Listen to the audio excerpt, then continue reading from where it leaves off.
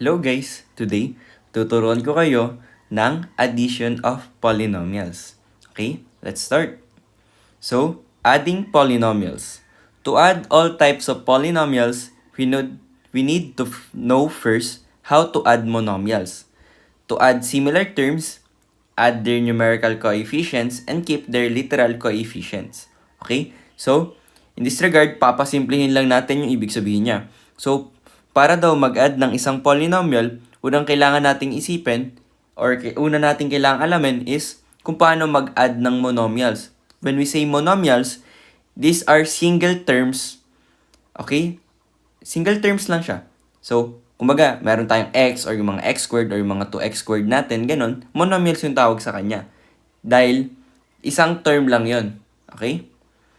So, to add similar terms daw, i-add lang natin yung coefficients niya.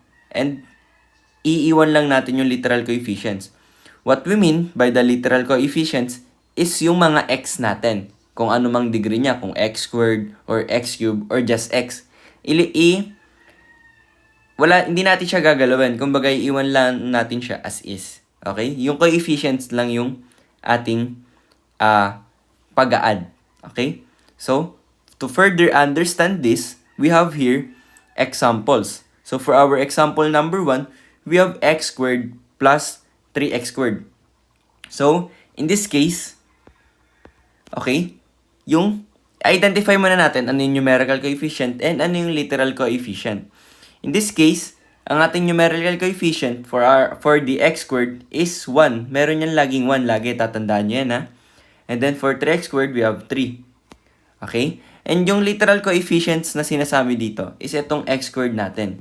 That's the literal coefficient. So, to add monomials, ang gagawin lang natin, i-add lang natin yung numerical coefficient niya, which is itong 1 and 3. Tapos, kakopy lang natin yung x squared, hindi natin siya iibahin. As is lang siya pag nag-add tayo ng polynomial. So, yung x squared plus 3x squared natin, una natin gawin is add natin yung 1 and 3, which is the numerical coefficient. 1 plus 3 is equals to 4. And then, copy natin yung x squared. Okay? So, eto na yung sum ng monomial natin, yung sum ng x squared plus 3x squared. Okay, madali lang siya, di ba? So, proceed tayo sa ating example number 2. We have negative 3x squared plus 5x squared. So, in this case, etong negative 3 and 5, that is our numerical coefficient. And our literal coefficients is just the x squared. So, gagawin lang natin, add lang natin yung negative 3 and yung 5, and then copy lang natin yung x squared. So, negative 3 plus 5 is 2. Okay? And then, copy natin yung x squared. Ayan. So, yan na yung sagot natin. And then, finally, dito sa ating third example, we have 5x plus x plus 3x. So, again, ang identify muna natin yung numerical coefficients. So, we have here sa 5x yung 5. And then, sa x naman, meron yung 1 uli. Tatandaan nyo yun ha. Kapag yung isang variable, wala siyang kasamang coefficient, walang coefficient agad yun. Okay? Ang coefficient nun is 1. Pero, kapag 1 kasi ang coefficient, hindi na siya sinusulat. Okay? Pero it is important to know na 1 yung coefficient kapag walang nakalagay na coefficient. Di ganun siya palagi. In all cases. Kahit x squared or x cubed pa yan or x to 1 million pa yan, ang coefficient niya lagi is 1 kapag walang nakasulat ha. Pero kung may nakasulat na 2 or 3 sa unahan, then yun yung coefficient niya. Okay? So balik tayo dito. Ang coefficient ng 3x is 3. And then for our literal coefficients, we have x. Ayan, x. So, to simplify this or to add this 3 monomials, add lang natin yung mga numerical coefficients niya, which is 5 plus 1 plus 3. So, adding those values, we have 9. And then, copy lang natin yung literal coefficient na x. So, ayan na yung ating sum. Okay? So, proceed tayo. For our first example, ito na yung pag-add natin ng polynomials. Okay? So, in this case, sa ating fourth example, nag-add lang tayo ng binomials. Kapag binomials, ibig sabihin, meron tayong dalawang monomial sa ating expression. So in this case, meron tayong 3x plus 4 and 7x minus 8. So, to simplify that, etong 3x tsaka 7x, i-add lang natin silang dalawa. And pag in-add natin sila, ang gagawin lang natin is susundin lang natin yung ating process on how to add monomials. So, bakit itong 4 and negative 8, hindi natin siya i-add sa 3x and 7x? In that case, ang ating reason is, wala naman silang variable na x. Okay? Wala silang literal coefficient kung tawagin. Dahil ang tawag sa 4 and negative 8 ay constant. So, sila yung i-add natin mamaya. Hindi natin sila pwedeng i-combine sa 3x and 7x. Dahil wala naman silang x. Basically, kakopy mo lang sila in that regard. So, ngayon, add natin yung 3x plus 7x. We have, so etong 3 plus 7, yung ating numerical coefficient, we have 10. And then, kakopy natin yung literal coefficient na x. So, we have 10x. And then, followed by, etong 4 and negative 8, i-add natin siya. So, 4 plus negative 8, we have negative 4. So, ayan na yung ating sum. Okay? Yan na yung ating final answer. Okay? I hope maliwanag yun kung paano natin in-add yung ating given polynomials or the given binomials. Okay? So, proceed tayo sa ating number 5 or our fifth example. We have here 2x squared plus 5x minus 3 plus 4x squared minus 2x plus 8. So, una natin gagawin, hahanapin natin uli yung merong parehas na literal coefficient. So, in this case, meron tayong 2x squared and 4x squared. Parehas silang x squared yung ating literal coefficient. So, sila lang yung pwede nating ipag-add. Hindi natin pwedeng ipag-add yung 4x squared sa 5x nung kabila. Dahil, ang literal coefficient nila, hindi na parehas. Yung isa x, isa x squared.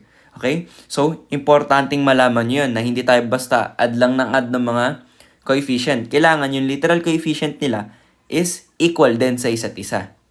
Okay? So, balik tayo dito. So, i-add natin yung coefficient ng 2x and yung ng ating 2x squared and ating 4x squared. So, in this case, we have 2 plus 4. Okay? Itong 2 and itong 4. That's the numerical coefficient ng ating two terms. So, 2 plus 4, we have 6. And then, copy natin yung x squared na ating literal coefficient. So, tapos na tayo sa ating x squared na literal coefficient. So, next naman, we have 5x plus minus 2x. Or rather, plus negative 2x. Okay? So, meron silang parehas na literal coefficient, which is x. So, in that case, i-add lang natin yung kanilang numerical coefficient. So, 5 plus negative 2, we have 5 minus 2, which is 3. So, plus 3, then copy natin yung ating literal coefficient na x. Okay? And then finally, we have here yung ating constant kung tawagin, which is negative 3 and 8. So, i-add lang din natin sila. So, negative 3 plus 8, we have positive 5. So, ito na yung ating final answer. Okay? I hope malino uli yun. Kung meron kayong katanungan, comment down nyo lang sa ating chat box. Okay? Proceed tayo. For our example number 6, for our sixth example, we have uli this two polynomials, which is 6x squared plus 5xy plus 4y plus 2x squared minus 8xy minus 10y. So as you can see, nagkaroon na tayo ng dalawang variable dito, which is x and y. And in that case, huwag tayong malilito. Dahil ang kailangan lang naman nating tandaan, kailangan yung literal coefficient nila parehas. So sa case natin na to, kung x lang siya, x lang dapat. Kung x squared lang dapat. Kung xy, xy lang dapat. And kung y lang dapat. Ganun lang siya, huwag tayong malilito ha. Baka bigla tayong malito na bakit dalawa na yung variable na meron tayo. Tatandaan lang natin palagi, yung literal coefficient must be equal para mapag-add natin yung dalawang monomial or kung tatlong monomial man yun or kung apat and so on and so forth. Okay? So, first, we have 6x squared and 2x squared. So, parehas silang may literal coefficient na x squared. So, in that case, add lang natin yung numerical coefficient which is 6 and 2. So, we have 6 plus 2 is 8. Then, copy natin yung ating numerical, the literal coefficient rather na x squared. And then next, we have this 5xy and negative 8xy. So, parehas na ang literal coefficient nila is xy. So, in that case, pwede natin silang ipag-add or ipag-combine. So, titingnan natin yung numerical coefficient. We have 5 and negative 8. Magkakaroon tayo ng negative 3. And then, copy natin yung kanyang literal coefficient na xy. Okay? Huwag tayo malilito doon. Copy lang natin siya. And then, finally, we have this 4y and negative 10y. So, same lang din sila na ang literal coefficient is y. So, pwede natin silang ipag-combine. And, combining yung numerical coefficient nila, 4 plus negative 10, we have negative 6. And then, copy lang natin yung literal coefficient na y. So, ito na yung ating final answer sa ating given polynomials na ito. Okay? So, for our final example, which is yung example number 7 natin, okay? Kindly answer this and comment down your answer sa ating chat box. And let's see kung tama yung sagot nyo. Kung medyo nalilito pa kayo on how to add polynomials, pwede nyo namang balikan yung first part ng video na ito para mas maintindihan nyo paano ba tayo nag-add, ano yung mga kailangan nating isaalang-alang na rule sa pag-add ng ating mga polynomial. Yung rule to add the monomials na kailangan same dapat yung literal coefficient nila. Bago natin ipag-combine yung numerical coefficient niya. And so on and so forth. May mga rules tayong nabanggit kanina. Pwede nyong balikan yon para mas maintindihan nyo kung paano nyo masasagutan tong example number 7. And kung meron din kayong katanungan, kindly comment down sa ating chat box and sasagutin natin siya sa mga susunod na araw. Okay? And that's it for our video for today. I hope may natutunan kayo and maraming salamat sa panonood.